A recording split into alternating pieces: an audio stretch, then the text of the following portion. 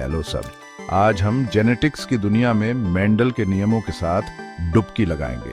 Gregor Mendel genetics के पिता ने मटर के पौधों पर अपने प्रयोगों से कुछ बुनियादी नियम बताए, जिन्हें अब हम मेंडल के नियम कहते हैं। चलो इन्हें समझते हैं।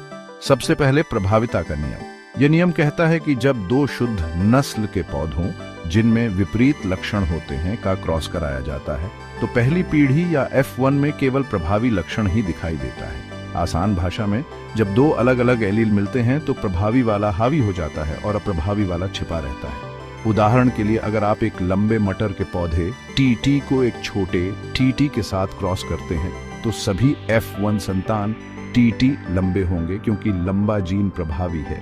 अब पृथक्करण का नियम। यह नियम बताता है कि युग्मनज में दो एलील युग्मक निर्माण के दौरान अलग हो जाते हैं, जिससे प्रत्येक युग्मक को केवल एक एलील मिलता है।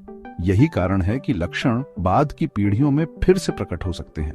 इसलिए अगर आप दो F1 पौधों TT को एक दूसरे के साथ क्रॉस करते हैं तो F2 पीढ़ी में लंबे और छोटे पौधों TT TT TT TT का मिश्रण होगा। मजेदार है ना? अंत में हमारे पास स्वतंत्र अपव्यूहन का नियम है। यह नियम कहता है कि जब दो या दो से अधिक लक्षणों का अध्ययन किया जाता है तो प्रत्येक लक्षण दूसरे से स्वतंत्र रूप से वंशानुगत होता है। दूसरे शब्दों में, एक लक्षण दूसरे के वंशानुक्रम को प्रभावित नहीं करता है। उदाहरण के लिए, मटर के पौधों में बीज का रंग पीला या हरा और बीज का आकार गोल या झुर्रीदार अगली पीढ़ी को स्वतंत्र रूप से दिए जाते हैं। तो आपको इन लक्षणों का कोई भी संयोजन मिल सकता है।